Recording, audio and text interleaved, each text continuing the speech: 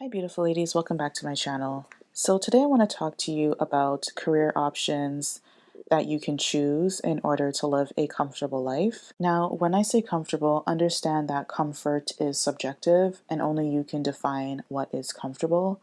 But in general, I have selected career choices that offer decent pay, they offer good benefits, they offer good work-life balance, or they offer you exposure to opportunities that the average job would not expose you to. And thereby you have access to more resources in order to level up, live a soft life, meet prospects, etc.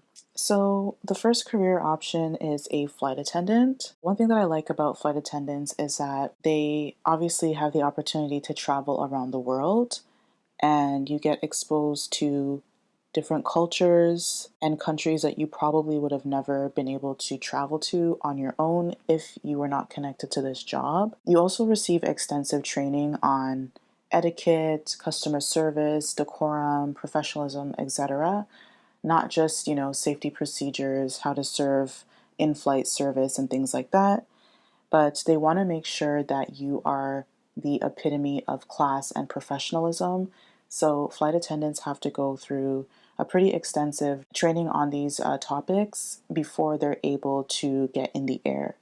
And so, by extension, this benefits you because then, should you decide to make a career change, you're able to apply these soft skills to other jobs. I've also heard of flight attendants offering services to private clients. So, let's say that you work for a pilot or a private airline that does charter private jets for celebrities or business people, etc. You have the opportunity to be the flight attendant for that flight, and oftentimes it's just one, maybe two flight attendants who are hired for private jet services. And so you pretty much have all eyes on you, and you're able to kind of get the opportunity to shine on your own with less competition, and you get exposed to high ticket clientele. Airlines have very strict guidelines for physical appearance, especially as it pertains to weight and height. Height, obviously, unfortunately, you cannot change that, but weight is something that you can control. So if this is something that seems of interest to you, I would try to get in as best shape as possible so that you beat out the competition. If you've seen a flight attendant, you know that those girls typically look very good, regardless of age. And so you want to make sure that you are amongst those ladies, that you are also the cream of the crop. If you are bilingual or multilingual, this will also work in your favor, especially if you live in countries where bilingualism is observed. So, countries like Canada and many countries across the Middle East, they value your ability, particularly to be able to speak French, Spanish, and Arabic, as well as Mandarin or Cantonese for many of the Asian airlines. So if you are a younger person and you have no idea what to do, you don't really have any skills, maybe you just came out of university, even if you didn't study a course that is related to hospitality and tourism, if you have transferable skills like in communication, maybe in psychology, you know how to work and communicate with people, you understand human needs, then you can apply those skills to this job. You just need to learn how to market yourself well. You need to be able to highlight and pinpoint your strong suits so that employers will easily be able to see your skill set and see you as the right choice for them to hire you. Now, one of the main drawbacks of this career choice is that the pay is not that great. So, the average salary of a flight attendant in North America is around $47,079, and then top earners make $69,000 roughly. And of course, that number can fluctuate, give or take, depending on the airline that you're with. Some airlines pay less. Some airlines like Emirates or Singapore Airlines will obviously pay more. But again, you need to have stronger skill set or be more seasoned in order to get those salaries. Most people, they don't become a flight attendant obviously for the pay. They get it for the experience, they get it for the travel exposure, and they get it for the opportunity to meet new people around the world. You're literally getting paid to travel. You don't have to worry about room and board. You don't even have to worry about your meals. Like, your meals are covered once you land. You just literally, if you want to buy some souvenirs or do some activities, that's on you. But honestly, that's very minimal cost compared to having to pay for flights and accommodation. Average benefits that a flight attendant would earn are obviously free flights with that airline. Wherever they fly, you can book a flight for free, and even better, if you are working and they have a stopover, they will always put you up in the nicest hotels. Oftentimes they're not going to put you in a motel. They're not going to put you like in a Best Western. They probably won't even put you in a Marriott hotel. They're putting you in like the Four Seasons, the St. Regis, like five-star hotels because they want their flight attendants to be well rested and well pampered for when it's time for them to go back to work and be up in the air again, because it can be stressful having to deal with turbulence, having to deal with constant changes in pressure, like in the air versus being on land. So that can be stressful and wear on your body. So average airlines, they don't spare any expense in the accommodation. They also want you to be safe. And the five-star, maybe four-star hotels, they typically have better security. So they know that you'll be safe and you'll be ready to work in the morning. You typically get health insurance as well. Again, you get free overnight hotel stays when you're working. Typical pension, some have a 401k. And then I think for Emirates, they also give you like they pay for your rent. There's like a compound that they rent from in Dubai, I believe, or somewhere in the UAE, where you're able to stay there free of charge when you're not working. So that's another thing. You may have to be willing to relocate to that location from wherever the airline is based from so that you can have access to trainings, and that's where all their flights are directed from. And so they want all of their flight attendants, pilots, etc. to be stationed there. Another thing to keep in mind is that you are not paid for when you're on the ground, which I think is fair and kind of makes sense because they're already paying for your accommodations and your meals. So you don't really have to worry about that. You're only paid when you're up in the air, which is technically when you're working. Another good option is healthcare. Healthcare can be demanding, but there are so many opportunities within healthcare that can benefit you, including dentistry. So, for example, the obvious roles like being a nurse in a hospital, being a receptionist, being a dental assistant, dental hygienist, or if you yourself want to be a doctor or a dentist, there are so many options. And then there's so many different specialties within each of these fields that you can go into, whether it's pediatrics, orthodontics, plastic surgery, cosmetic surgery, OBGYN. Like, there's so many different options that you can glean from. You just have to find what you like, find what works for you, and stick to it. And again, these salaries, unless you're like an RN or a traveling nurse or a doctor, dentist, etc., maybe a hygienist, depending on where you work and how you work. Those more specialized fields, you're going to obviously make more money. But if you're like support staff, then you're going to obviously make an average salary. But the bonus side of this is that if you market yourself well, if you go to networking events, you're able to meet doctors.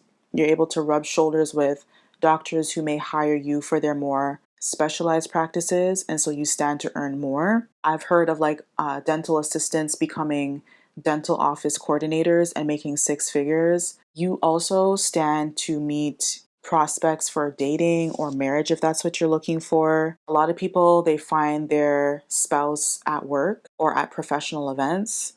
And so if you're this professional, good-looking young thing and a doctor sees you and he takes interest in you, like, you can easily get picked up by him and no longer have to work for the rest of your life because your husband's a doctor. So I know of women who enter healthcare and dentistry specifically for that reason, and that's fine. If you're a young thing and you just kind of want to still get some skill sets for the workforce, you want to refine yourself in terms of like a practice, customer service, etc., while still making a little bit of money, then that's totally fine. Like, they have a mission of finding a partner, and that's smart because you're putting yourself in proximity with a doctor. Another job option is working in banking. Banking is a broad industry. You can work literally on the banking side where you're dealing with money. So, whether that's investments, whether that's being a financial advisor, a mortgage associate, whatever it is, like there are so many different options. And then, like, there's different levels. So, you can be like an entry level associate, you can be just a regular seasoned associate, you can be a supervisor, manager, up and up and up, or you can work on the servicing side of banking. So that's anywhere from like IT to marketing to law to operations, anything that supports the banking side in order for the bankers to be able to do their job. The good thing about banking is that they offer a wide variety of benefits. The pay is average. Honestly, the pay is going to be average wherever you go if you are not specialized or if you're not in management. Okay, but we all need to start somewhere. So start somewhere, lay the foundation, build yourself up, network well, connect well with people, and over time you will see a sizable enough return on your investment. So you get benefits like pension, health and dental benefits.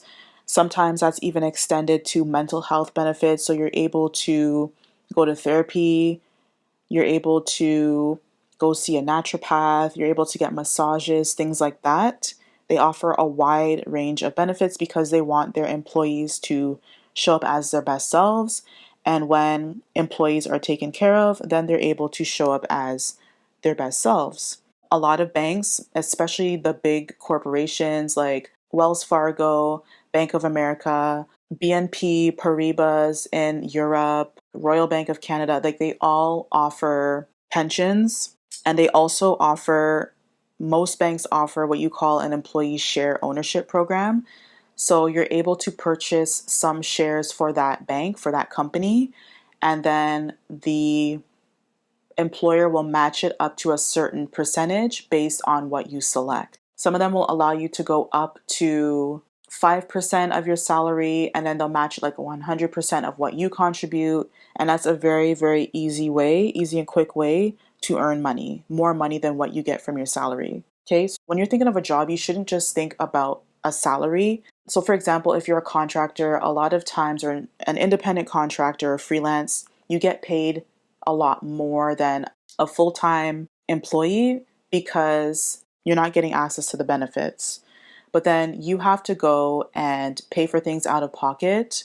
And if anyone has been to a dentist and gotten fillings done, that can cost you up to $500. So you pay a lot less of that if you have a dental plan, for example, that covers maybe 70%, maybe 50%, maybe 80% based on what you select. You end up maybe, depending on what the bill is, paying just 20% of what the services is, and then your benefits, your insurance company will pay the rest. Okay, and that means that you have more money in your pocket to do other things. But also, it's not just about getting a salary and then like saying, oh, I have more disposable income where I can go buy things. You want to be able to have money saved up for a rainy day, for retirement. There's going to come a time where you're not going to be able to work, and you want to be able to live off the fruits of your labor and the wise decisions that you made in your youth. So investing in a 401k, a pension, employee share ownership, a lot. I know of people who have become millionaires from investing in shares, being strategic with that. I know of people who were able to purchase a car from that, or their first house from the money. They were able to get a sizable enough down payment from their share, just depending on like the type of package that you select. So you want your money to work for you without you having to be like working manually all the time for it. Keep that in mind when you're looking for a job. Banking also provides good job security, a lot of internal opportunities. So say you learn some skills in investment banking and you want to be like a private investor working for maybe a business or affluent clientele, or you work in IT and now you want to be a manager. Like there are so many different opportunities. Again, it's all about networking and marketing yourself well. Next, similar to banking, are government jobs. These provide excellent job security. A lot of government jobs are unionized, so that means that it is a lot harder to fire someone who is unionized. And if you do get fired, you're likely to get a much larger severance package than what a non-unionized employee would get. A lot of these unions, you just pay your union dues every paycheck, I think, and then their job is to advocate for stronger wages.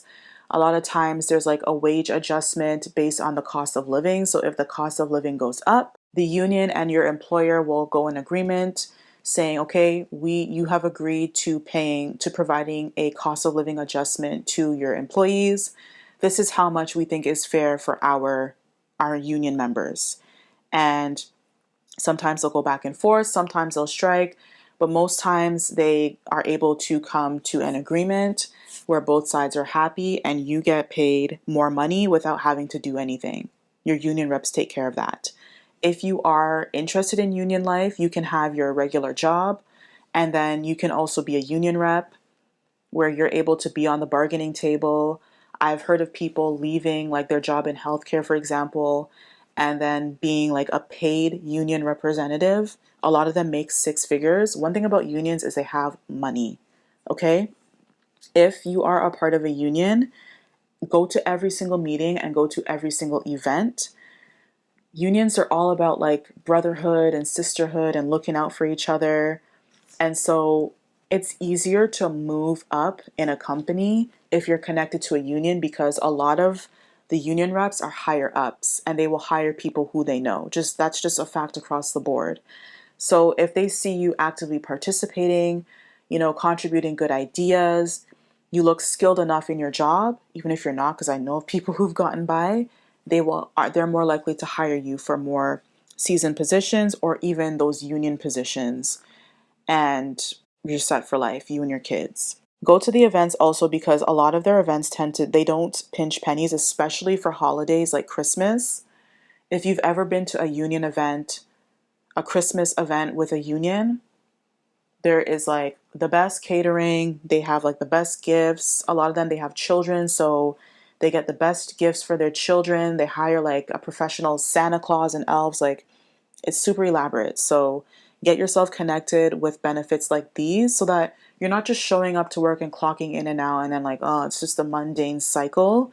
You're able to get more out of life through these benefits at work. And just like with the others, again, the pay is competitive. There's good growth opportunities, great benefits, pension, etc. on top of that. STEM is also a good option for career prospects, especially if you're a person of color and especially if you're a woman.